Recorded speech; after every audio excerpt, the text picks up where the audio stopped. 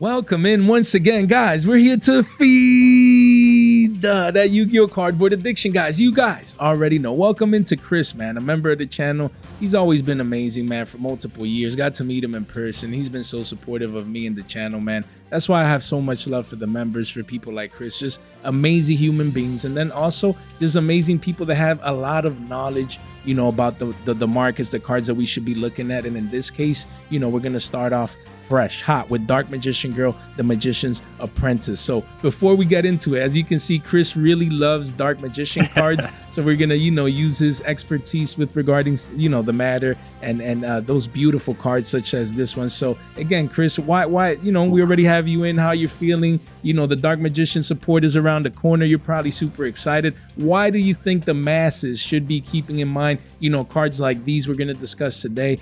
So let's just hear it, man. How are you feeling? Are you excited for the new support?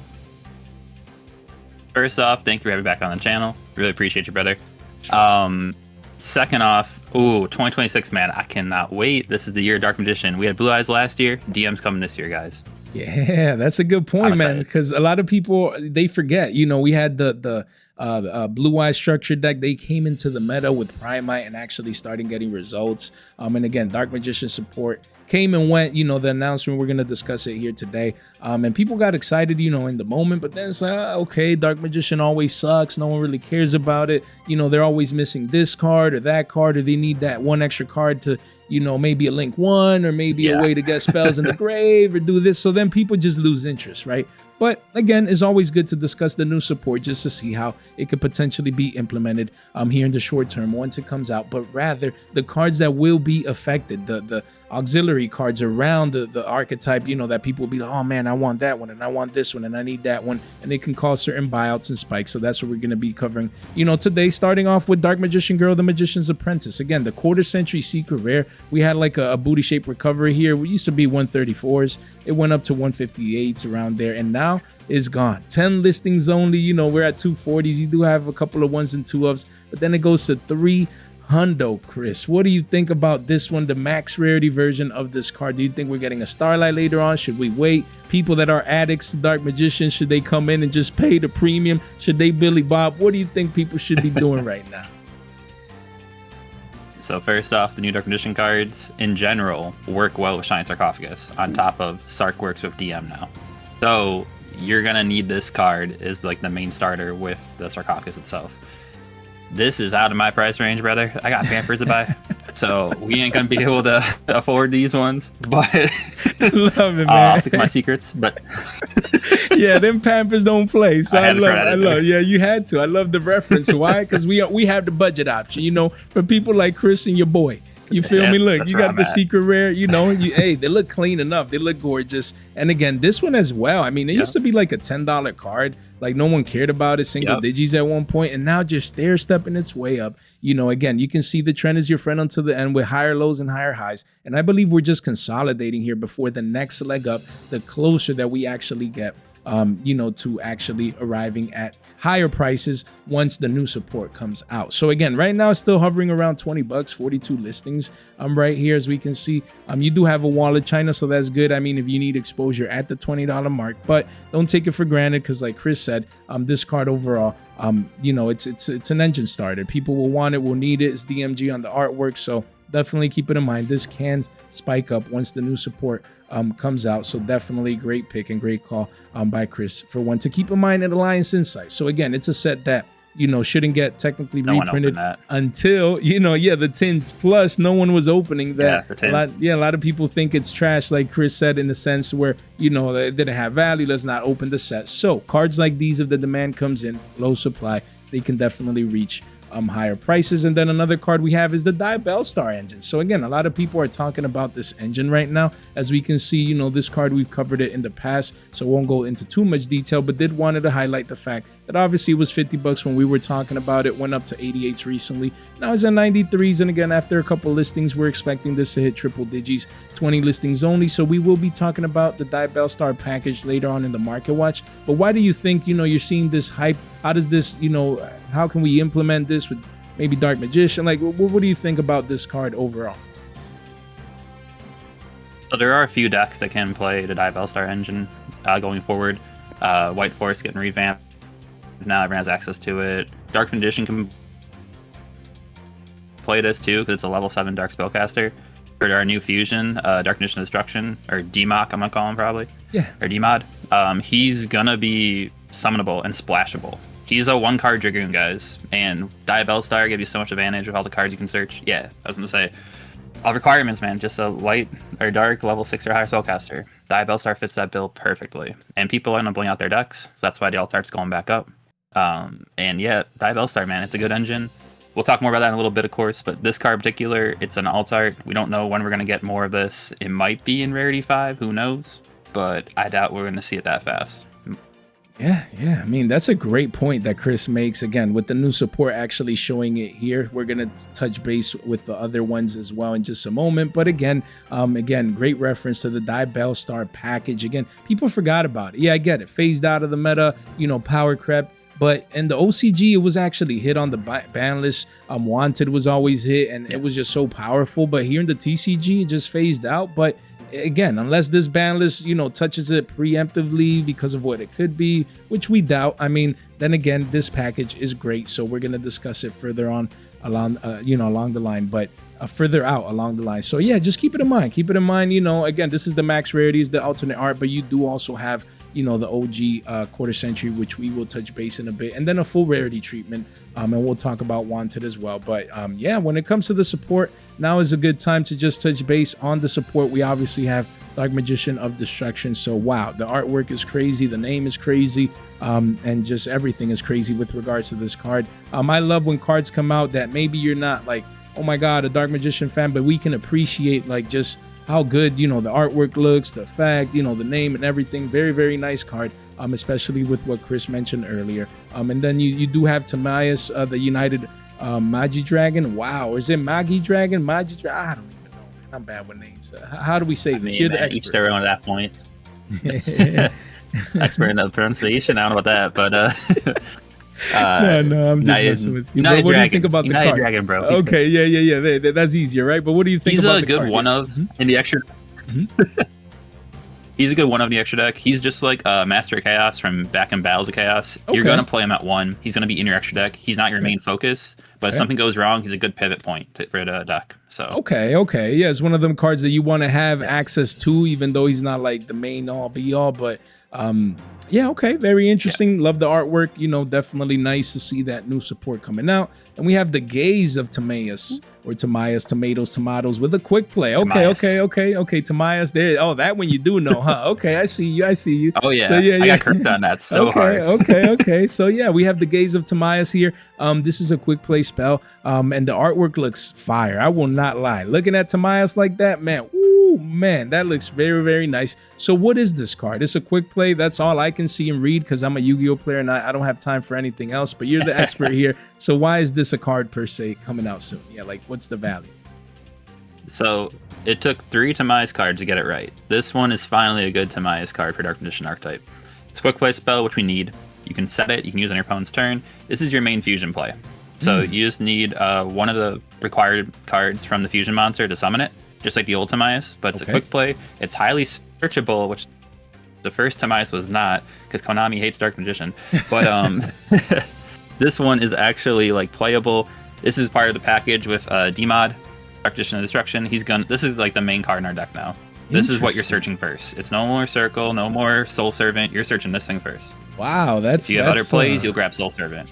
Wow, okay, so you gave a lot of information there. Like, it might not seem so, but usually Dark Magician decks have that flow, that ebb and flow of you know what to search first. You need Circle, you need Soul Server, you need to set everything up. But now having a replacement of what you would be searching, having a quick play spell like this, again, being able to play either on your turn or on their turn. I'm just giving you that flexibility. Plus the artwork looks nice. So very, very interesting take with regards to this. Very interesting take. Beautiful artwork. Yeah, I know a lot of people forgot about all these cards, man. So that's why I love highlighting all of these. Not to mention. Yeah, go ahead. Yeah, go ahead. Let us know. Yeah. Yeah.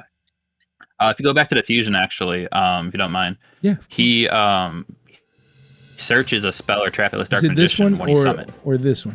So like so you're gonna search at a DMOD. Okay. The magician himself, perfect, not the dragon. Perfect. Yeah, go ahead. Yeah. So you need a spell. You activate a spell on your turn, which we have ways. We'll talk about it later on. Okay. Or to want a package, for example, that counts as a spell. You need a spellcaster on the field to summon him, and then he just banishes that spellcaster, comes on the field. He's Dark Magician by name on the field, and then he can search a spell or trap. So if you have a way to get a body on the field, you get to search for your Timaeus. You can turn him onto Dragoon after your turn. Opponent starts to draw phase, boom, Dragoon with a quick play spell. So that's why it's broken. That's why it's going to be splashable, and you gotta know how this is going to work. Yeah, so. No, it's good because that's the thing. When we get support, a lot of people that don't follow it think, oh, maybe, I won't face Dark Magician as a deck.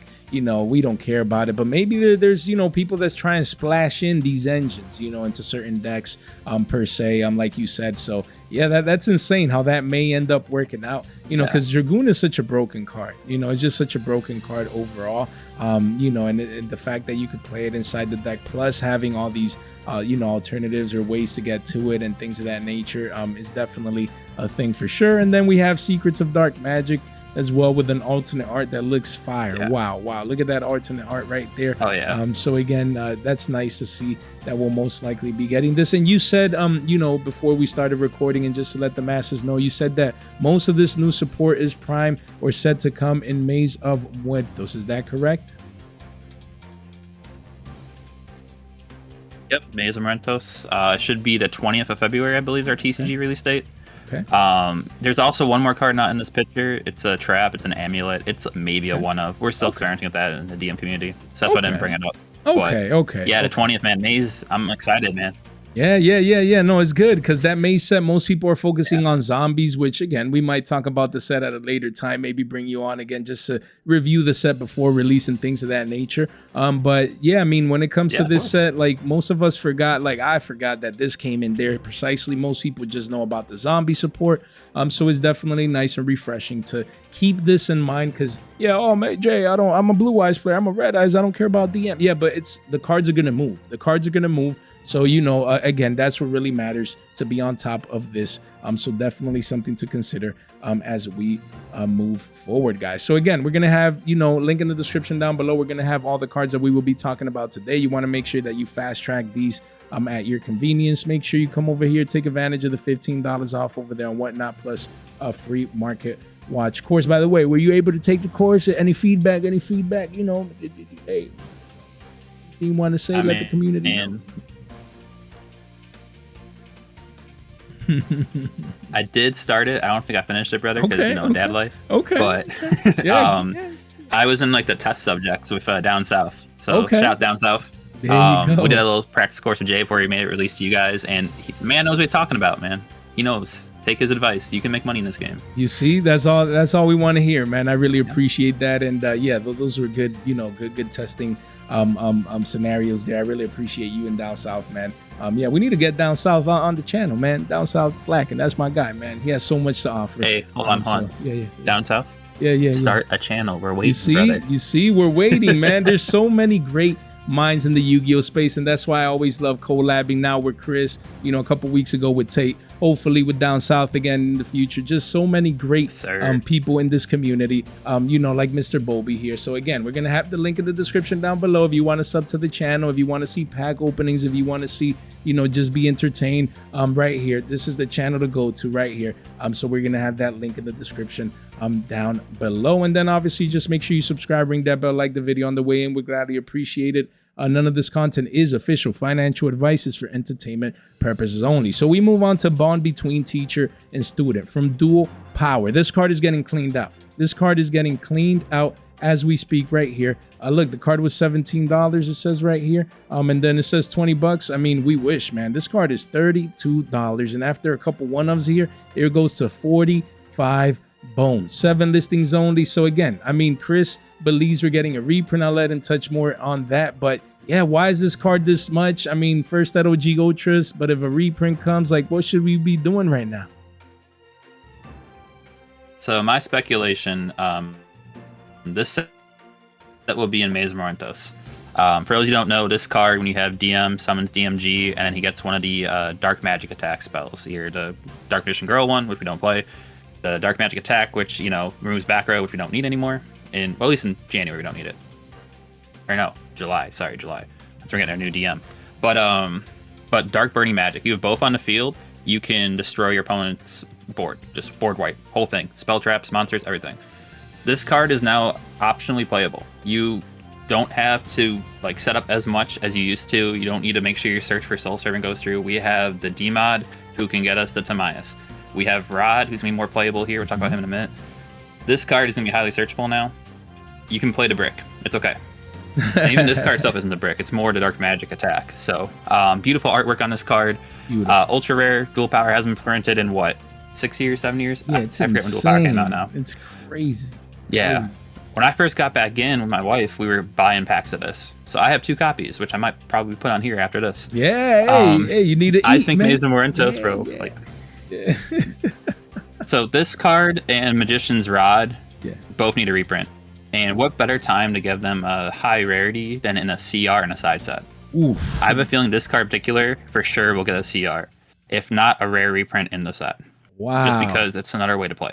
Yeah, no, I just say wow because cards like these with the artwork, I mean, obviously you mentioned the playability angle, but this is a card that has a beautiful, beautiful artwork that we deserve to see in different rarities per se. So to imagine that this would be a CR, it would come, it would come out probably very, very nice. And then you have the fundamental or playability aspect of it that you mentioned. So yeah, I mean, if you have this card, if you have it, you have money to your name. Just something to keep in mind. Just again, like Chris said, it may get a rare reprint or something like that, which obviously, and then if it gets the CR reprint, this will get impacted, negatively impacted, most likely, just based on supply and demand. So again, if you're thinking about, I mean, no better time. 5 too. Yeah. Hey, that's a good point. It could. You never know with cards like these. So 2 of the Dark Magic attacks were in there. Yeah. That's a good point, which we will, actually get to. So Chris makes a good point that little by little they've been sneaking in Dark Magician cards in these rarity collections. So with a new one around the corner, you don't want to leave this value on the table. That's all I'm saying. Me, I'd be a seller. I'd be a seller anywhere between now and the highs here, 45s, just trying to get rid of it, because if it gets a reprint, you don't want to leave that you want to recycle that purchasing power. You don't want to leave that on the table. Then we have Magician's Rod. Again, Chris just mentioned it.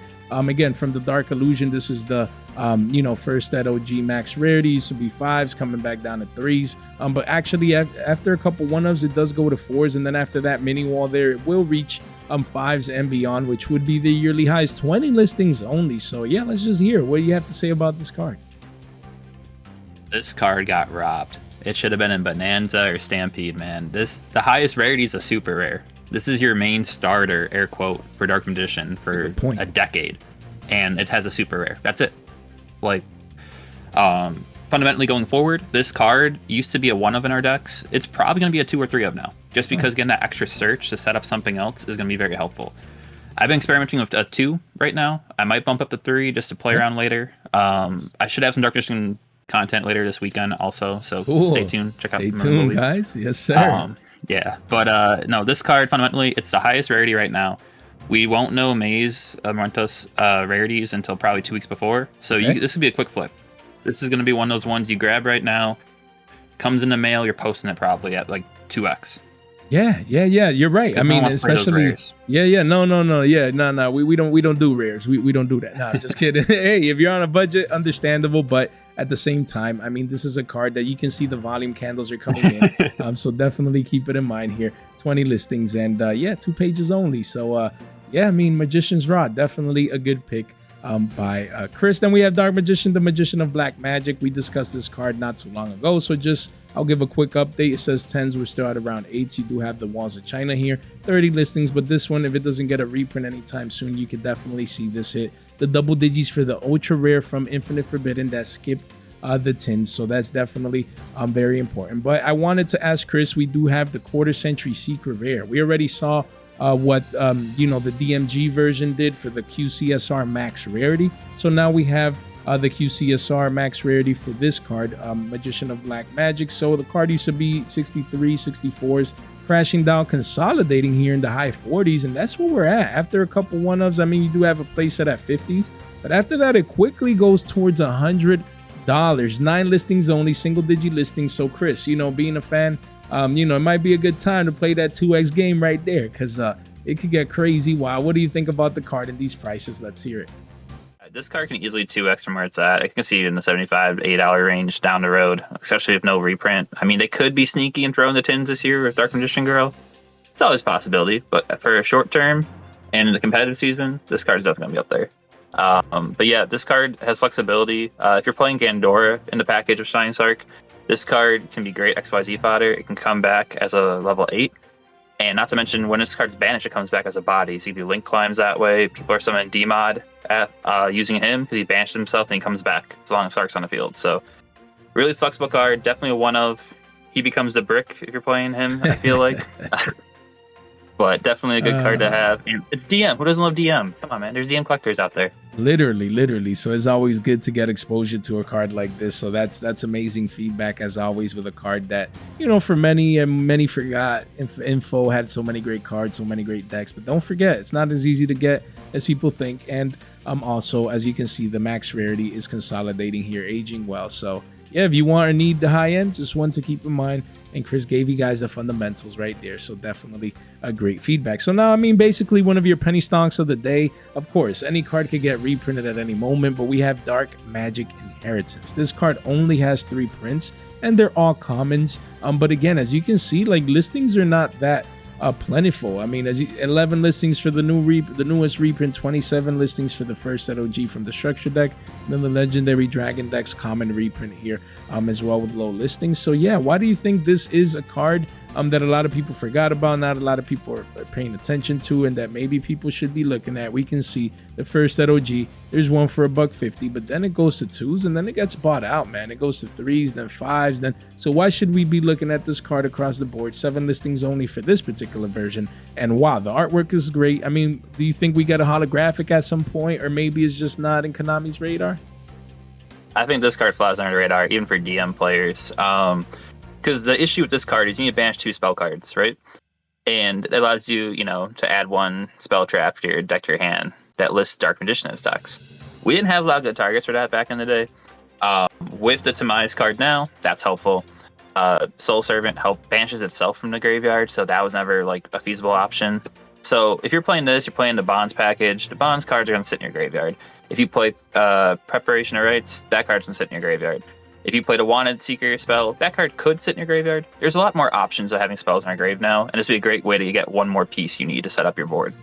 So it's my penny stock. Yeah, that's good. That's good. It's a card that, again, only has 3 prints, and, it's been flying under people's radars. So, again, doesn't hurt to get exposure, especially to one of the cheaper options, if you're on a budget per se. So, but yeah, they're all trying to rise up above $1 and beyond. So you don't want to be paying 2 to 3s for a common like this, just based off scarcity and then speculation. Again, people, when there's new support for an entire, archetype or deck core like Dark Magician, people are going to come in and they're going to want all the pieces across the board. They're going to want to be able to test their new deck. They're going to want to be able to test their new cards and put this in and take this out. So again, just keep it in mind. It can get reprinted at any moment, but if it doesn't, Chris makes an amazing point that this card could end up being 2 to 3s, maybe even a $5 common one day. You just never know. Then we have Shiny Sarcophagus. Obviously, a card that Chris loves. He's been talking about throughout the market watch, but we're finally here. When we get to this card, we can see that it only has 3 prints. I know there's a feeling it just got reprinted in the tins, so it's readily available. There's a million prints. That's how it feels, but only 3 prints. And it's like I've been saying, Chris, the tins are already over 4 months old. It's insane. Time has been flying by. It feels like we just had the tins, and then it's been over 4 months, and all of a sudden these cards are not as easy to get as people think. The max rarity has a market price close to 50. The secret rares are around $7-8. Could be double digits at any moment. So again, just don't sleep on the Starlight rare here. That again, look at that. We can see this card is 250s here. You have Walls of China.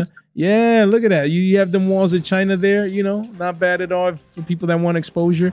And then after those walls, it quickly creeps up and it could go to 3s, then to 4s, then to 5s. This is a card that throughout time, as month 5, month 6 since the tins got released, month 8, 9, it'll get harder to get. A year in, new support comes and people get hyped, and this could be a $5 card easy. Maybe even double digits one day if it really goes crazy. So again, just one to keep in mind. And obviously you always mention this card since it got released is one of your favorite cards, and then obviously how it works with DM. So let's hear it. What do you think about this card, the Starlight Rare specifically, compared to the other valuations, and if people should be picking it up right now? So right now, this card's like the mid-max in my opinion. I know Starlight QCR just depends what your take, but the QCRs are like what, $50 or more roughly. So like the Starlight Rare, easy 2x, easy 3x, I think going forward. This card alone is the true one card starter for Shining Sark, because this sets up all your monsters. This can search a monster if you want it to, or a spell or trap to list it. It's going to be a spell you activate for DMod, so you need a spell to activate and a body. This can do both things in one card. This is going to be in every deck. It's going to be part of every engine. If you're playing the DMG at all in your deck for an engine to get the Dragoon, you're going to be playing this card as well, minimum. Interesting. You know, definitely, again, love to hear the fundamentals, you know, the playability angle of things, because that's what most people are going to focus on, you know, the reasoning of why they should, you know, get access to this card. So again, it's just one, if you see in a binder, if you're trading with someone, like, just pick it up. It doesn't hurt, you know, throw it in a trade. You know, there's a couple of billies that one day you could be up 2 to 3x on easy, because you know, the card was hyped at one point in the past before this reprint, multiple times, multiple buyouts. So don't let this one be next. Just be ready for when that next move comes. Then we have Dark Magician. Again, we're just choosing the Shonen Jump. Look at that beauty. Look at that beauty on camera, man. Look at that. I got my copy. I should have had it here, you know, to show it alongside yours as well. So I'm slacking. But yeah, I got my one of, because this is my favorite art or version or whatever you want to call it of Dark Magician. And mind you, Dark Magician has the first set OGs, you know, the old days, the structure deck and the DDS, I think, if I'm not mistaken, and a bunch of different, you know, other versions and this and that. For me, this, I love the contrast. I just love the artwork. I love the black and white. I love, you know, it feels like borderless right there. And it's a Shonen Jump card. It's beautiful. So as we can see, Chris has his copy, so he's straight. Card says $90. I have mine, and yeah, you know, you might have to list stars one of these days, Chris. You know what I mean? But it's hard, especially probably for you, because you're, you know, that avid Dark Magician lover in the sense of the archetype and the DMs and the cards and all that, and playing the deck. But you know, your boy, you know, I'm a businessman. You know, I always prefer the green over the brown. So you know, I love the card, but hey, if I start seeing 200. You know, 250, crazy price. I'm enjoying you right there. You know, I might be like, let me go grab a dollar DM, you know, that looks nice enough, and let me bring these 200, you know, home with your boy, you know, that green. But yeah, I mean, this is amazing. I love the artwork. It's a great card. And I always said it, like, if I'm ever playing a Dark Magician deck or an engine, like, this is the one I'm gonna be playing. Even if I settle at 250. And then I down the road in the future, I'm playing the Dark Magician deck, I'll have to pay the premium, because this is the one. It just looks gorgeous. And it does have like the other Shonen Jump one as well, but yes, this one, it has like a different border, I believe. Yeah. This one's the one that looks, wow, it looks clean, man. It's amazing. So yeah, Dark Magician. The other one actually. So. Oh yeah. Oh okay. Yeah, let's look it up. Let's see. Other one. Let's see. Yeah, that one. I think it's around the same price, if I'm not mistaken. This is yours right here. If I'm not mistaken. Yeah. So yeah, which is not bad. Again, no, I like it in the fact that it's still the same art. So again, it's still a Shonen Jump Ultra. It's still the same art. So again, if you don't want to pay the extra $30, $40, like, I get it. It's not bad, honestly, at $56. You know, this art is the one that I would be playing. But definitely overall, we just wanted to highlight Dark Magician. You know, obviously there's a million prints and arts and things of that nature, and it'll probably get reprinted again very, very soon. Probably in Rarity 5, you know, variant arts. We already saw the overframes and all that good stuff, so we get it. But just wanted to, yeah. Give us your thought process. Now that we're talking about Dark Magician, before we move on to the next card, you know, we have you here. What is your thought process, not just on the Dark Magician overframe, but the new Rarity overall, bringing that into Yu-Gi-Oh, the collectability aspect, maybe as a Yu-Gi-Oh player, you know, if it's meta relevant, should you consider it? Like, what do you think about the new Rarity? Yeah. Honestly, the new Rarity is really cool. It's something I wanted to see in the TCG for a while. The overframe, Pokemon had full arts for decades. We finally got one. I should have had one ready for you, boss. Sorry. But yeah, like we love it, man. Honestly, yeah. Show my boy. You gotta show my boy. Where is he? He's right here. Let me see. A little far down. Yeah. Okay. He's look at that. Clean. And he's a good card. He's a good card too, but guys, like honestly, this card is probably gonna replace the Dark Magician in the deck. That's crazy. Like, just to hear it. Like, we're experimenting in like some groups and stuff right now, and we cut DM down to 1 or none. That's like, it's insane. Yeah, that's crazy to hear. Because this guy does so much more. He has an effect. He's not just a vanilla. Granted, he's not like perfect. His name's not DM everywhere, but like he's. Oh, look at that! You see those borders? Just for a segue. That's cool. That's like that reminds me of Topps baseball cards when I used to collect those all the time. I don't know about you, big Cubs fan personally. I like baseball. Cubs. I used to dive in. Yeah. I wasn't a bandwagon for the record. I went in 2012 when they lost like 90 games. All right. That's crazy. But no, they used to have, we called it rainbows. There used to be like a red, blue, yellow, green, purple, whatever, camo. That was a big thing back then. And they were all numbered. Those are going to be numbered. So the collectors are going to have something to collect in Yu-Gi-Oh! Again. Like serialized or something? Like, yeah. That's what people have been saying. I think they're just out of 99 or 100 for these. I forget the number right now. Right, I get what you mean. So whoever has like one, people are going to go crazy. Oh my God, he has the first one, yeah. Like, personally, I feel it's going to be like baseball to player numbers. Like, like let's say Rizzo is 44, right? You get the number 44. That's like the best one to get besides the first and the last. Dark Magician, you get 2,500 attack points, Ooh, just saying, like that's my personal hot take there. Yeah. That's a good point. That collectors are going to be coming back for overframe serialized cards. That full art field from Pokemon and other TCGs. So that's beautiful, man. It's about time, man. It's about time, and Dark Magician, iconic, obviously, as you can see here. It looks great. I can't wait to see it in person and see how that's going to pan out. Yeah, go ahead. Mm-hmm. And you're gonna have normal copies still, so that's the very beautiful part too. So we're all gonna be playing this copy more than likely because right. But yeah, it's good that they're not keeping you out from one. it. I might sit on it. Yeah, no, that's a good point that you make. Where it's like, you might not have the overframe if you can't afford it, it's too much, whatever it may be. But at least you still get the alternative, more normal version per se, where you can still play it, to have access to it, and still being able, to use the card. So even this card, like without an overframe, like just looking at it, like it looks sick. Like the artwork, it's like wow. So they're doing an amazing job, obviously, and there's a lot of excitement around overframe. So yeah, definitely just wanted your thought process. So when it comes to Diabellstar, we pulled up a couple of Diabellstar cards here. Obviously, we touched base on the Stampede Alternate Art QCSR, but don't forget it got the full rarity treatment. You have PURs, PCRs around 2 to 3s, clean secret rares as well, including the OG right here. You have platinum secret rares at around 7. So just keep the card in mind. As part of the engine, the package, the quarter century secret rare was Hundies. Now it's crashed down about 40%. Right here with a couple ones and two of. So yeah, if you prefer quarter centuries from Agoff versus that OG max rarity, back then you pick this one. If you prefer the new alternate art, then you have that option as well. So definitely something to consider. And before you do touch base on the Black Witch, just wanted to show Vengeance. Diabellstar Vengeance was $20. Now it says 25s, but it's kept going up. You have one here at 32, 33s, and 37s, but really it's going to be a 40 to 50 and beyond card. 12 listings only. So like Chris said, the Diabellstar package is running rampant here as people get ready to play these cards. So before we get to Wanted, what do you think about the Black Witch, Vengeance, like just these Diabellstar monsters overall, and what should people be doing? So in regards to DM, you want to have your witches, get at least 3. You can maybe cut it down to 2 or 1 depending on what you want to do. Depends how bricky you want to be, honestly, too. But she has effects in her hand where she can summon herself, something DMs players are not used to. So, it's helpful.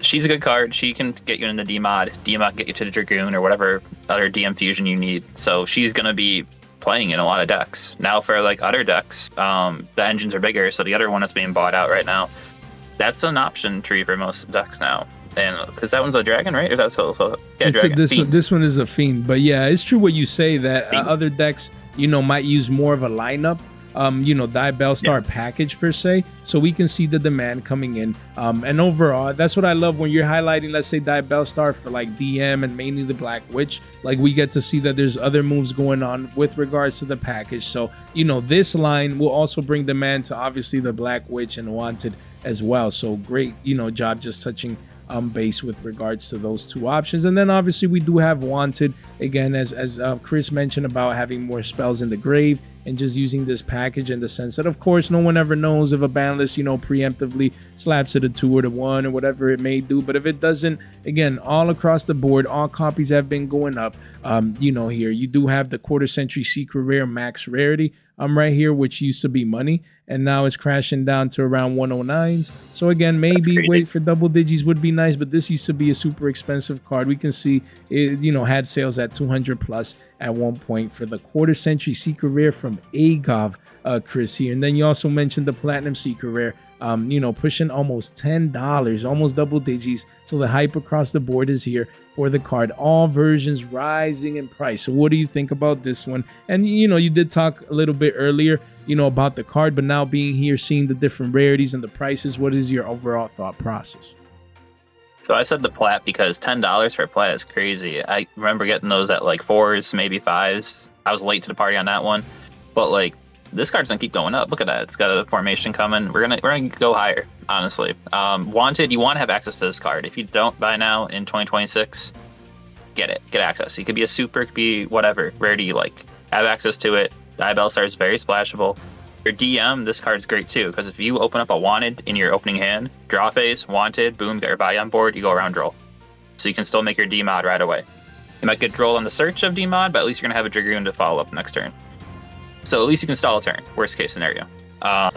You know, and then other decks play this card at 3 of, even White Forest plays this at 3, I believe, like 1 Witch, I believe, is the ratio for them. I don't know, we gotta ask Choice. But yeah, like, shout out to Choice, man. Shout out Still to playing. Choice, member of the channel, man. That's my guy. That's right. Hey, we need to bring Choice on. Hey, we need to reach out to Choice, man.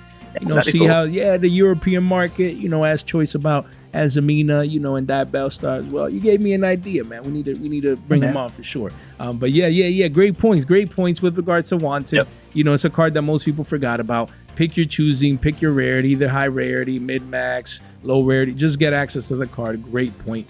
Made by Chris. Then we obviously have the rest of the package. We have Deception of the Sinful Spoils from the tins. You know, the card was 3s and some change at around 350s, I think. I'm like, guys, pick 2 up for $7. Now 1 is 6s. You do have walls, but pretty quickly they do go up to 7. So I'll ask you about that in a moment. Chris, we also have Azamina Sylvia right here, the OTS pack. 28 OTs. I mean, this card was $3. Crazy that it was below 4s. Now it's trending up towards $6. You do have 2 ofs here, but with shipping, that's around $6. You do have an 11 wall at 8s, but to me, it's a matter of time since this card, you know, since the card will eventually be, you know, double digit 17 listings right here.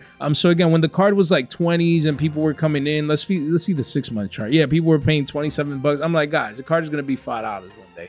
And actually, it went under $5 there. People were buying these at 3s, which is insane. I just picked one up, trade value for 5s at my latest event, you know, but honestly, it's not bad to maybe get one, maybe get a playset, maybe get exposure just because of the Azamina package. You know, definitely one to keep in mind. So yeah, these two, what is your thought process with regards to these cards? Good pickups, you know, and why they may be needed in the short term.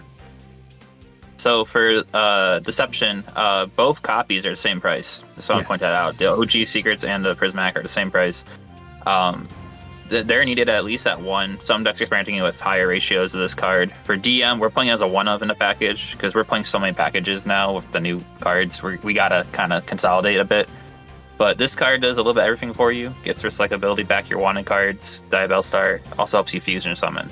And our choice for Dark Condition is going into the Sylvia here. Now, this card doesn't seem like much, but I believe it has ends on the negate, right? If I remember correctly? Yes, when your opponent activates a card effect, you can tribute this card, negate that effect. That's broken. Yeah, so you have that and a Dragoon going on your opponent's turn. What more can you ask for? And then you got anything else? That's only like 2 cards in your hand probably to make that board. So like, hand traps, everything else too. You can stop your opponent pretty well. So, you know, $5, easy pickup. I mean, $10 even. I'd still get my 1 of just to have. Worst case, you flip it for 20s back when we were buying. Originally. And yeah, DM's gonna need to have 1 of. That's the one Diabellstar fusion we play. The other copies are dirt cheap too. So if this sees like enough traction, you can get some easy penny stonks as well. They're like under like 2 quarters a pop, I believe. Yeah, so, they're cheap.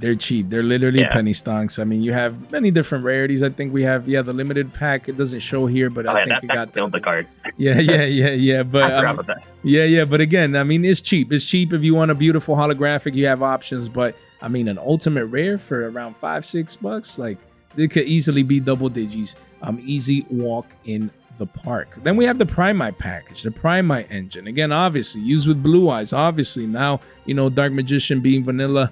Again, a great option here, and I'll let Chris talk about that in just a moment. But again, there's a lot of Primite cards. Most people obviously focus on Load, which we're going to start off here, but then you wanted us to highlight Roar as well, Drill Beam as well, which again, I believe people are forgetting about the smaller pieces because yes, they got multiple reprints recently in Battles of Legend, and then the tins, so people feel that readily available everywhere. But again, the tins came out 4 months ago, over 4 months ago. So these cards, all of a sudden, they're just not as easily to get as people think. In the sense, sure, you can have Walls of China, but in trade binders, you won't see them much anymore.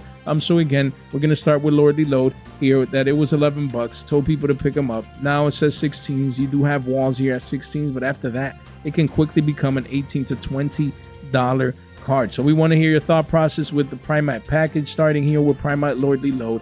And just what do you think about it? So I love this engine, actually. I've been playing it since its release. I capitalized. I traded my Full Oaks and got my other 2 Lordly Loads and some other stuff when I pulled it. So I've been playing this engine a lot, just not on Genesis format because I Drill Beam myself against Jay. Yeah. No, don't want to do that again. I need redemption for that, brother. I need redemption. Yeah, for sure.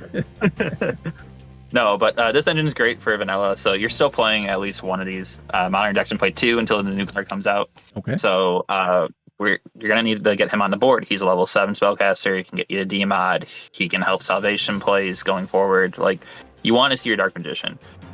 This engine is also really, beginner friendly, I'll say.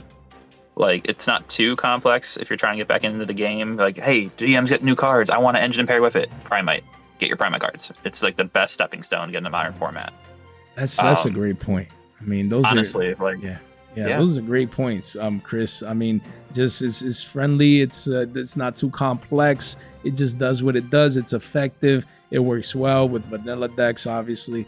So again, Primite package. Just keep it in mind that it's rising up in price, and sure, it could get reprinted maybe in the Rarity collection again. No one knows, right? But in the meantime, I mean, it just got a reprint in the tins, and hey, new variant art, overframe loads. Nah, I'm just kidding. Man, what are we gonna overframe? Some dead bodies or something in the background? Like, what the? Come on, man. Love it, man. Just have to throw it out there, man. But it's unlikely. It's a beautiful card, though. No. If you need the card, listen to Chris. Make sure you get exposure, and then you obviously have the rest of the pieces. You have Primite Dragon, Ether Barrel. We do have Primite Drill Beam, and then we have Primite Roar. So again, if you're already picking up the loads, just have access to these cards at the very least. When we have here Primite Dragon, Ether Barrel, it's kind of consolidating here around $13. It could quickly become a $15 card. The OG Ultras are around the same price. Drill Beams are cheap, but as you can see, an uptrend from the 60-cent mark. I mean, you have a couple listings here, and then it could quickly, heading into page 2, become $1 and beyond. So yes, it does have the OG Ultras, and it has, the secret rare from Battles of Legend. But again, just don't take these for granted. Listen to Chris, pick them up as an engine, same as Roar. The technical max rarity is the ultra rares. That is already 4 months plus old. So again, keep these in mind. I don't know if fundamentally speaking, you had anything to say necessarily about these other pieces of the Primite package. Yeah. More along. Okay, go ahead. Yeah. So for Roar, it's an optional one of. We'll just work backwards for you. Yeah. Roar is optional one of. DM can play it. You pay 2K, you get DM on the field, no matter where it is. That's helpful just to get in a DMod plays now. Some people are playing it, some people are cutting it. Depends how many engine you're playing personally. I took this to the Indie Regional where I met Jay, and I used it, and I got to game 3 because of it. So it's a decent one of. Heavy life point costs, but it's something you could use. Drill Beam, obviously, just don't misclick with it and you'll be fine. It's great removal. Drill Beam's great removal. It has so many prints. They're all under $1, add $1. Just pick up whatever rarity you like the best. And then for Barrel, he's another starter for you. He's your main normal summon if you do play. For DM decks, you'll be playing him at 3, Rod at 1, maybe 2. You also, the Battles Legend set one is more valuable because it has the correct text on it. Because there's an issue with the text for us, TCG players. We got the text where it was saying any turn instead of your turn. So just keep that in the back of your mind. This one, it's the highest rarity, mid-max rarity. Sorry, forgot I got QCR. It does. Yeah, mid-max rarity. Yeah. Yeah. So, this one's your starter. It can come back too. So you use its effect, link it off, use it off, whatever you need to do with it. Draw phase, it can come back to your field and you can search another Primite card. It's very useful. It's a free body. It's a good card. I don't know what to say. Yeah, just have access to it if you need it. Again, it is another one that can get a reprint anytime soon, but I mean, it was reprinted in Battles of Legend Monster Mayhem as a secret rare mid-max rarity with the correct text. So if you're gonna get one, this one is the more budget with the right text option, so not bad at all to make those considerations. And then I wanted to pull this card up, Primite Dragon Ether Berzelius, because it's that new fusion monster. Again, a lot of people, the card sucks, no one cares. Just thought I'd brought it up. It is at a technical all-time low right now. Supply is high. Yeah, I mean, there's walls of China here. Like, what do you think about this fusion monster? Could it ever see play? Does it truly suck? It's just no use for it. Should people come in here, maybe grab a playset for shekels? Like, what do you think people should be doing right now with this card? So I misplaced my copy, so I'm gonna come in after this video and buy a playset. I know you're this little. Right. I've been experimenting with this card quite a bit, actually. Interesting. Missing my deck profile right now because I lost the cards. I don't know where they went. But with the Primite Fusion card, it's easy to make. It's another way to fuse in DM, which is very helpful. It's a good fallback plan. I put it in with like the Timaeus and the Master Chaos. They're a good arsenal to have. You can fit it in your extra deck. For play, it's great. I think it works better if you play the other, what is it? Not Ether Barrel, the other Dragon Monster for Primite. But we don't play that card. No one talks about that card. Yeah, I don't know the name of it right now. Yeah, this is a good card. It's a good option tree for you if you need it. Honestly, I'd pick up a playset just to have. If you're getting the package, have this card, because down the road you're going to be playing decks with maybe bigger normal summon counts, and you can make this card pretty easily. It's a hard thing to get over. I think it's like 3K attack, right? I think it gains 1,000 for each normal monster used. So yeah, I mean, it depends on the amount of normal monsters, but yeah, it'll probably be around there after it's summoned. But yeah, I was gonna agree with Chris. Like, some of these cards, even if they're trash, even if they're not played right now, like, they're so cheap that it just doesn't hurt to like pick them up and just have them. Like, you just never know. We don't know if and when it's gonna get reprinted, and things change fast in Yu-Gi-Oh! You never know if a new Primite card is announced and then all of a sudden it works well with this fusion. You just never know. So I agree with Chris. Just great to get exposure to a card like that. Then we have Preparation of Rites. Again, Chris mentioned it earlier. I mean, this is the rarity options right here. Rarity Collection 2. You have PCR, PURs, Autumn Ps, and Autumn Rs. But again, the quarter century secret rare would mainly be the way to go. You see the Platinum Secrets around $150. Not bad as well. You have clean secret rares at 40 shekels. Like, come on now, man. Like, too clean and too cheap. But again, the quarter century secret rare card was $10, crashing down here, says to 5s. Volume came in. Now the card is $7, man, and it quickly starts going to 8s. So again, yeah, why did you mention this card? Why is it a thing, and why should people definitely consider this? So if you're playing Dark Magician, this is actually a starter card. This searches you Illusion of Chaos.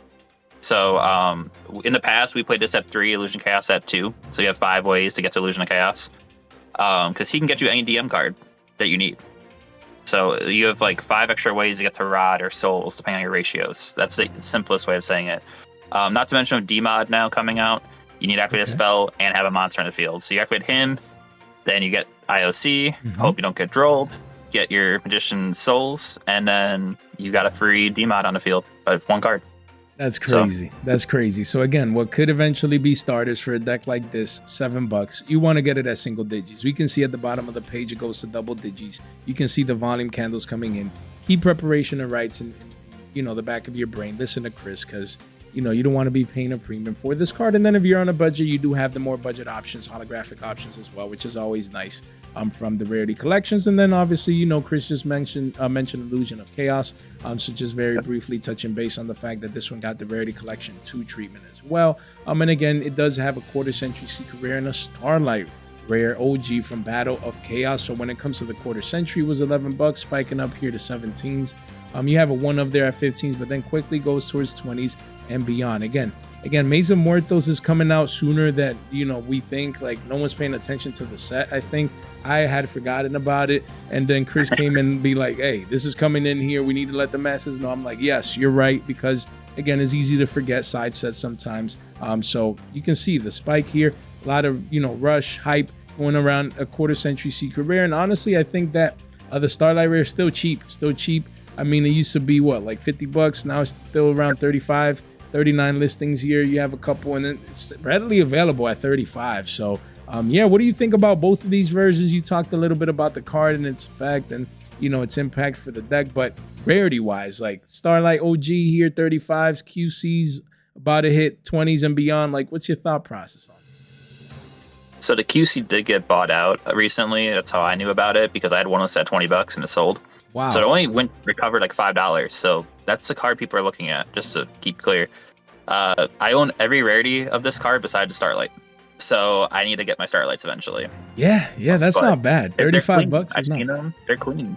Yeah. And now that they're actually affordable, that's good. They used to be like $80, $100 back in the day. So what are you waiting? Hey, sell some Pampers, bro, and get your one of them. Yeah, got that Pamper money ready? Let's go. Oh man, no, that's great. That's great. It's nice to have options. Starlight Rare I think is cheap at 35 bones. Leave a comment in the comment section. Let's have fun, man. Leave a Pamper comment. What do you guys think about Chris and having his priorities straight?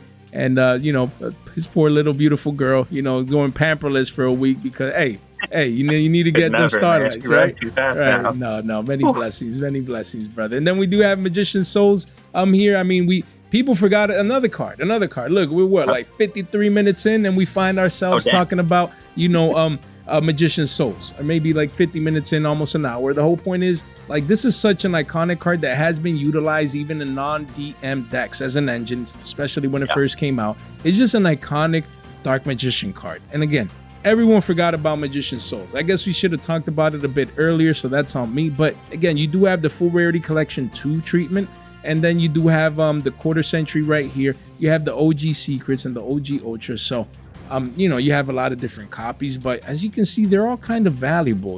They're all around the $2 range, maybe a buck and some change, even for the supers, which should be the cheapest. You have PCRs around 2s and some change. The PURs around 2s and some change. Platinum Secret Rares around 4 to 5s. So again, let me pull up Soul Servant. I don't think I pulled it up for you, so we'll talk about that one next. But the whole point is Magician Souls. What do you think about Magician Souls, the card, how effective it is, how good it is overall? As we can see, Platinum Secret Rare quickly goes to above 5s, and we have Quarter Century here at 17s. I think this is still cheap. I think this is cheap at 17 bucks. It could easily be 30, 40, 50 bucks if it really gets hyped. So let's hear it, Chris. So for the QC in particular, I'm waiting for 35s. It's easily going to 2x minimum. Like, that's an easy one. This card was a mandatory 3 of in the deck.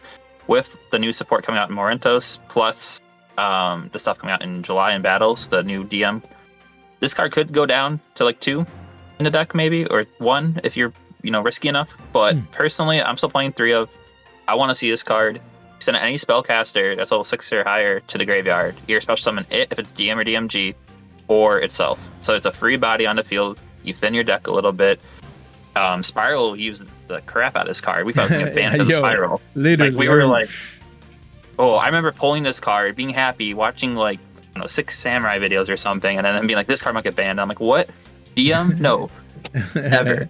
No, but it was very good back then for sure. And that's why you never know when's that next wave. The card is still just as good. It's just waiting on the back burner for its time to shine. So Quarter Centuries at 17s. Anything under 20s should age very, very well. And then we have Soul Servant, again, a card that doesn't have as many prints as people would suppose. Again, we can see here only 4 prints here.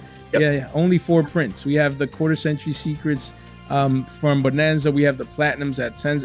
Across the board, the card is minimum $10, minimum double digits. The card needs a reprint again. As we can see, the Quarter Centuries actually getting cleaned out by Chris, guys. Cleaned out by Chris. As we can see here, Quarter Century Secret Rares, 7 listings only, single digits, 1 at 50s. Then it goes to crazy prices where Chris is going to have to sell all of them to buy Pampers, guys. As we said, again, he's going to play Soul Servant less Dark Magicians, guys, as we can see. It's like, not that, huh? No, but yeah, I mean, the card retraced down. Now it's getting cleaned out. So yeah, let's hear about Soul Servant, man. Let's hear about it. What do you think about the card? I don't want to sell my QCRs, man. Now I might have to after seeing these prices. Hey, I'm telling you. Yeah. This card's going to be minimum $20 for any copy going forward. This is the other spell. It was the main spell in Dark Magician you wanted to see. Depending on how many DMs or DMGs you have in the field / graveyard, you get to draw an extra card for each one. So you can get 2 cards minimum. So it's a free search, add to your hand. Then when it's in the graveyard, you banish it, you draw 2 cards or 1 card, depending on how your board's set up. Great card for DM, but another reason why, like this spell would always get banished, so it would not be in your graveyard. So yeah, it's a great card. Functionally, it's a 3 of in the deck. You can play 2 if you want to. This is a mandatory card. You're playing this. This is party engine, no matter what. Yeah. I mean, as you guys can see, only 4 prints. They're all double digits for a reason. I mean, I think it needs an additional print soon. We'll see if we get it. But this is another one that just a beautiful card, like the artwork. And yeah, we'll see if a reprint comes soon. If not, you're going to have to pay that double digit premium. Then we have Dark Burning Magic. This card only has 4 prints ever.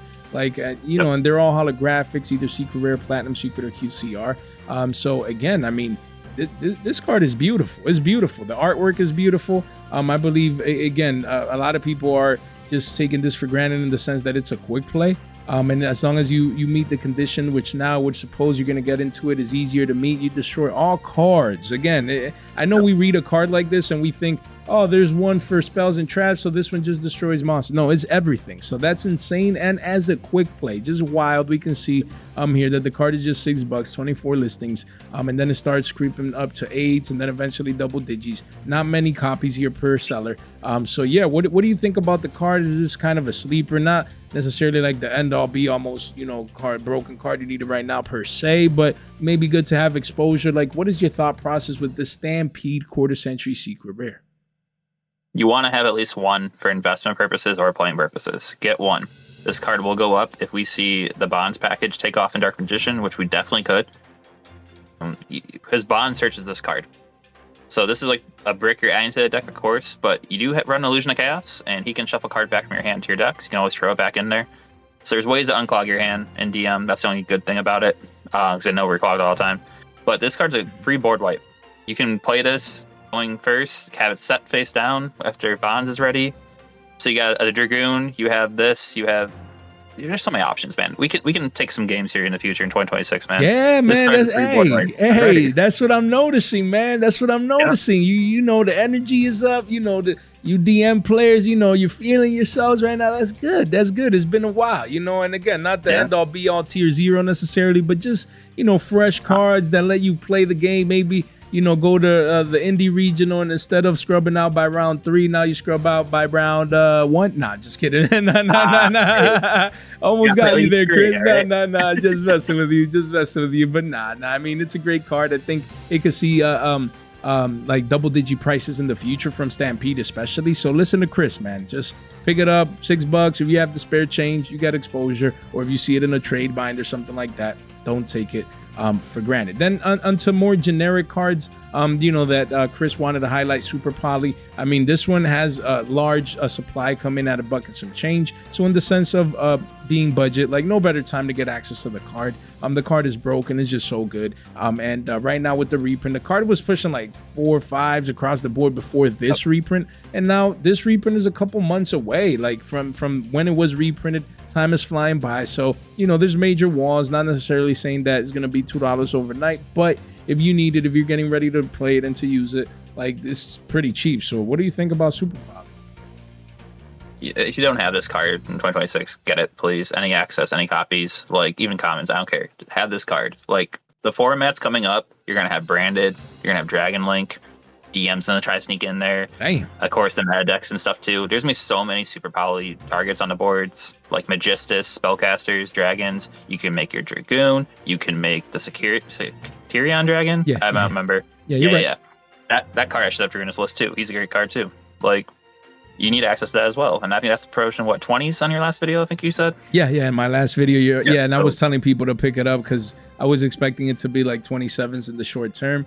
And here still around $20 right here. So you see, but just a couple listings, man. This is a couple listings away from being 25s and eventually, 30s and beyond. So yeah, great Super Poly targets. As you can see, obviously using super polymerization. So like Chris said, no better time to get exposure. And at the very least, at $1 and some changes, have access to the card. And then we have Magistus Chorozo here from Suda. Again, we've always been talking about the card, obviously from the Magistus angle of things, but being a spellcaster fusion tuner. Now let's hear about the DM application. I'll just let you take over. All right, so this card, it's going to see meta play with Magistus engines going forward. For Dark Magician in particular, it's a tuner. We don't really have tuning options in our deck, so this opens up some synchro plays for us. More importantly, you're going to synchro this with Magician's Rod, because we're going to be making Ancient Fairy Dragon.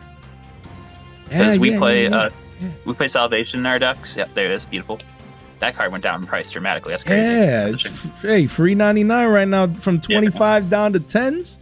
Like, what are we waiting for? Look at that, man. I know you're gonna pick this up right now. It's too cheap, man. I had 3 of them actually. Only 3? You're gonna get an RO9? Nah, just kidding. I mean, hey, that Magistus card, I got an RO12, so I'm good there. Okay, now you're ready. Got those at quarters, so I'm looking good right now. Woo, but man. Life is good, man. Yes, sir. Yep. Yeah. But great. You get to do some shenanigans, so it's great. Secret Village spellcasters, you can give your opponent Salvation. They aren't gonna do nothing with that. Secret Village, lock them. Now they can't use spells. Now you got a Dragoon on the field with it. You're gonna mess them up, you know. Man, I don't want to play against you, bro. Dragoon with a Secret Village, bro. Damn. Yeah. Remember, I play Scrub Terror, so I'll make my own Dragoon, okay? No, you can, man. You can. No, that's what I'm saying, right? No, but it's $23. It does go to 40s right here. So listen to Chris. Be early. Get your quarter centuries if you need this card. Because spellcasters will be taking over the meta in one shape, or way, shape, or form, or fashion down the line. Our Elven Node spellcaster. I don't even know, man. I know. I don't even know, honestly. Yeah. I saw. Same here. I don't know, and I'm supposed to be the big Yu-Gi tuber, and not, man. Yeah, we're coming to you, man. Come on. Yeah. I'm slacking, right? I'm slacking, man. But hey, pick it up because of DM. Pick it up. Listen to Chris. Ancient Fairy Dragon at $10 is too cheap for a quarter century. That was in the mid-20s. Again, this is Chorozo for the Magistus angle. Now the DM angle is a double whammy, and it's about a V-shape recover from this retracement. Just don't let this be $3 to $5 for a super rare. It's gonna be soon. Yeah. Listen to Chris. Take care of your due diligence. Same deal with Artemis, the Magistus Moon Maiden. We always talk about this card from the Magistus angle of things. It was $10. So that, guys, don't let it be a 20 piece. Now we're midway here. The V-shape recovery is pushing it to 14s, and eventually it goes to 20s, just like we said. 19 listings only. So Chris, DM wise, why should people pick up this card? So this is how, if your rod gets stopped, you get off the board. You link it into Artemis, and then if you have extension plays, you start link climbing to access code. You do your Dark Charmer, Weather Charmer. You get into Selene, go to access code that way. Gives you 3 attributes in the grave, so you can still try to OTK. But for Artemis herself in DM, she's just a link 1 that we can get Rod or Souls off the board that get stopped, and then you can extend your plays from there. Because Rod contributes spellcaster. So on your opponent's turn, if you get stopped and you have nothing, no follow-up, you contribute her, get off the board, and then do it that way. All right. So, and you did mention Selene here as well, which is $6. Is insane. Like, this is cheap. I paid more than that. Like, look at that. If you go to the yearly, this card at one point was $13, and it's down over 50%, 40 listings only. So again, like, if there was ever a time to own this card, like, now is it. Single digits is down like over 40%, from the recent highs, and down over 50% from the all-time highs here, at least on this yearly chart. So again, like, don't sleep on these spellcaster cards. Make sure you get exposure to these cards again from Rarity Collection. Not bad at all. Then we have Apprentice Illusion Magician. This quarter century secret rare used to be $4. V-shape recovering says to 5s, but we're at 6s. And after a couple one-ofs, we literally start going to double digits heading into page 230 listings only. I think I bought one of these for like $3 or something on, like around three and some change. And I'm gonna just hold it until double digits because we're almost there. Card is beautiful, great artwork, great card. So I think it's a card that is not, like, people forgot about. People don't talk about it. Like, people don't look at it, don't buy it, don't, like, it's just nowhere. So that's why I'm glad you're highlighting this. And let's just hear your thoughts. So personally, I'm maybe playing as a one-of. It's kind of like Tamias Dragon for me in builds. Like, it's an option to get to D-mod, but it's not like the best option. You know what I'm saying? Okay. So, like, it's a casual builds. You're playing like a pure DM build. This card is going to be easily in the deck at least 1 or 2 of, if not 3 of. Okay. Because you're playing 3 DM in that build. She gets a DM to the hand, which works great with Primite as well. She's a level 6. She can also boost attack in the hand as well. So your Dragoon can be like 5k without the effect bonus, Like, that's crazy. It's very helpful. It's niche, so it's a card. It's a Magician Girl card, though, in a way. People group her in with the Magician Girls, so people collect her a lot. So, from a collector standpoint, potential in the meta, and then just a DM card. Good to have access to. Easily $10 card in the future, if not more. Yeah. And sometimes, like Chris said, it's not like, oh my God, we need 3 of these. It's going to be the end all be all. No, again, like we said earlier, is access. A lot of people will want access to this card, regardless if it's played or not, or if it's played at 1 or only 2. Like, just to have it, to play test, to test things out. or people will have that thought process. Hey, if I ever need this card, I have it. Let me buy it now. Especially when it's this cheap. So definitely one to keep on your radar. We have Chronicle Magician. You see the benefits of bringing Chris onto a market watch and picking his brain. Is like, I've seen this card maybe once, like maybe randomly covering Ghosts from the Past, the second haunting, and honestly the artwork looks sick, man. I mean, I don't know if you guys seen Solo Leveling. I mean, he looks like that healer, that had that big fat book. I don't know if you know, but yeah, great. Not, yeah, so hey, you missing out. You missing out. You got to take my word for it, man. It looks just like that. But again, Chronicle Magician here from Ghosts from the Past 2. This is a single print here. 66. That's what shekels. Massive volume candle coming in. Only Chris knew about this, and now he's letting you guys know. This is 40 shekels right here, and you do have a wall of China at 63 cents, but after that the card could easily go from shekels to billies. Over 100 listings, so it's still readily available for the masses to participate. So why should people be looking at this card, Chris? So this one has an apprentice as well, Chronicle Magician Girl, and she's going to be in Maze Morentos. She works better with the Blue Eyes archetype, ironically, but people want to combine their sets. So they're going to want the girl, they're going to pull her in a set and come back for this card. So it could be at least in a couple billies, maybe 2, maybe 3s. All right. I mean, it's okay. Fundamentally for DM decks, if you're playing I'd say pure build, you can run this card. He's great at level 7 rank plays. So if you're trying to play like, I don't know, all the old rank 7s we used to play back in the day, he's very helpful for that. He can just be summoned with DM on the field, I believe, if I remember correctly. Yes. So good card to have. He can also boost attack effect number 2. So he's okay. He's a flexible option for pure builds. Competitively, I don't think we're going to be playing this unless all of our engines get hit. Then we might have to detect them in, but it's a good card to have access to. Single print from Ghost. Ghost is hungry for value besides Ghost Rare, so easy card to come back to. That's a good point. Yeah, no, not everything is tier 0. We're gonna need 3 ofs. Like we said, I mean, sometimes it's casual, sometimes it's artwork, sometimes it's like new support, so people go back and just have access to this one. And great artwork, so definitely a penny stock to keep in mind. Then we have Destined Rivals. This is the max rarity versions from 2020. The card was shekels, now bumping up to over $1. It says here you do have a couple walls, actually at around $1.63 listings. So be it that this is the max rarity version of this trap. Now that I realize it, is that Blue Eyes versus DM? That looks crazy. Like that's wild that's on a card. Like, I mean, it's just one of those things that we've seen or we've known, but it's like your brain never stopped to like, wait a second, like, just to understand how epic that is. So what's your thought process with regards to Destined Rivals? So this card is generic for both decks, first and foremost, but we have extra abilities to search now. So we're going to be able to actually search this card now. Before we didn't play because we didn't want to see it. We didn't want to break up our hands. Right. But with D-Mod and Rod now, Soul Servant, we have a lot of ways to search stuff. So this is going to be a card we could potentially play. People are experimenting with right now. So just keep it in mind. It might get some value down the road. It might go up a little bit. So yeah, and this is the max rarity version as well. So keep it in mind. I mean, it's a great card. It's beautiful. And you just, again, like this is the gist of the market watch is access. Having access, having exposure to these cards in case people would ever need it down the line. And then they move on up in price. And we have Strength and Unity as well. Again, wow, what a beautiful card. What a beautiful card. Is that like Magia in a card, like before Magia or something? I mean, that's what it kind of no, that's actually BLS. That's that's actually BLS. Wow. Okay, it's not the Dark Magician of Chaos, right? If I'm not mistaken. No. Okay. But that's the one on Magia though, right? Dark D-Mock. Right, I'm pretty sure. No. I mean like D-Mock is the one on Magia, right? Like Dark Magician of Chaos. Yo, that card, man, it needs to get another reprint. But the whole point in Strength and Unity is a single print, man. Like Chris is highlighting cards that people forgot about their single prints here. And you do have a couple at shekels, but it quickly does go to $1 billion and beyond. So what do you think about this card? Why is it useful? Why should people be looking at it? So we're starting to experiment with this card in DM communities. It's an option that we can start playing again. It's a spell card, which helps as well. Blue Eyes, White Dragon, generic support again for 2020 tins. This card, I forget. Hold on.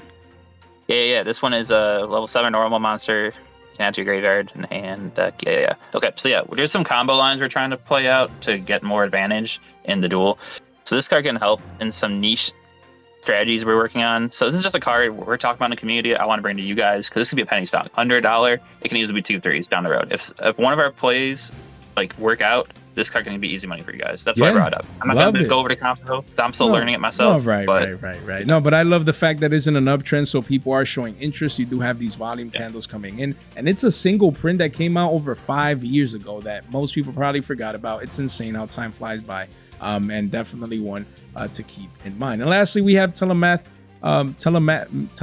man. Cladis, tomatoes, man. First name. Duelist Nexus here. Card super rare that everyone forgot about, single print, and the card is free 99. Free 99, no excuse to not have the card, is readily available. But if it ever becomes a thing, you definitely want to keep it in mind, as it is a spellcaster with an actual great effect. This artwork looks crazy. But yeah, why is this like your tech? Like, why should people keep it in mind, and why should people maybe come in here at Shekels and just at least get some exposure to it? So at least have one copy of this card. Invest in, get a playset. I could get 10. They're cheap. This card for DMod, you're gonna be banishing spellcasters. Some decks need their spellcasters back in their deck or graveyard, etc. This card can help bring those back.